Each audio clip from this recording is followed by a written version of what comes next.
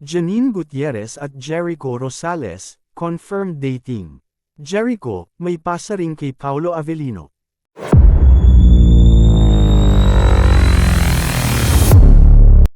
Pagkatapos ng isang dekadang relasyon nina Jericho Rosales at Kim Jones, tila nagbabalik sa limelight ang buhay pag-ibig ni Jericho ngayong 2024.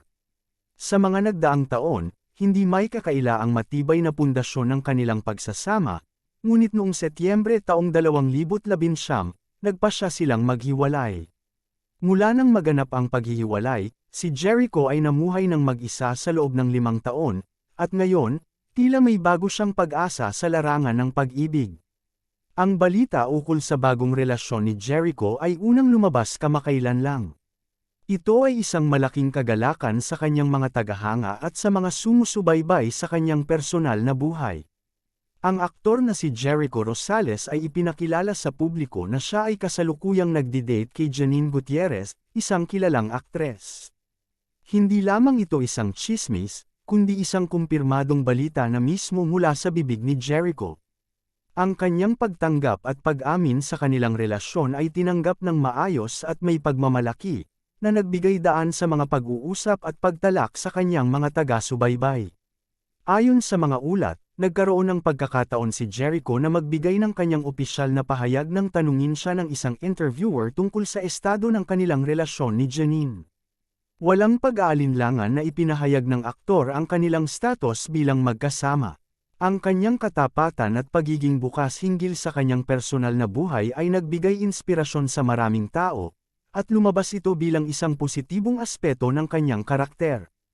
Ang kanyang tinukoy na hindi siya mahilig mag-deny ay nagpatunay na siya ay isang tapat at direktang tao pagdating sa kanyang mga relasyon. Sa kabilang banda, may mga nagbigay ng opinyon na hindi tulad ni Jericho ang iba pang mga kilalang personalidad sa industriya.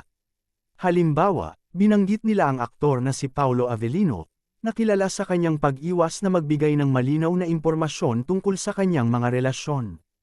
Ayon sa mga netizens, tila mas gustong manatiling misteryoso ni Paolo Avellino kumpara kay Jericho na malinaw ang pagpapahayag ng kanyang relasyon. Ang ganitong paghahambing ay nagbigay ng panibagong perspektibo sa mga tagahanga na nagmamasid sa buhay pag-ibig ng mga sikat na personalidad. Ang pagbabalik ni Jericho sa buhay pag-ibig ay maaaring magbigay inspirasyon sa marami na hindi kinakailangang itago ang tunay na nararamdaman, lalo na kung ito ay isang bagay na nagbibigay saya at kagalakan. Sa pamamagitan ng kanyang pag-amin at pagiging bukas, ipinakita niya na ang tunay na pagmamahal ay hindi kinakailangang itago sa likod ng mga pader, kundi ito ay dapat ipagmalaki at ipakita ng may tapang at pagmamalaki. Sa huli, ang balitang ito ay hindi lamang isang pag-update sa personal na buhay ni Jericho Rosales, kundi isang pagkakataon upang suriin ang iba pang aspeto ng buhay ng mga kilalang tao sa industriya ng showbiz. Ang kanyang hakbang na ipakita ang kanyang tunay na relasyon kay Janine Gutierrez ay nagsisilbing paalala na ang pag-ibig ay hindi dapat maging lihim, kundi isang aspeto ng buhay na dapat ipagmalaki at tanggapin ng buong puso.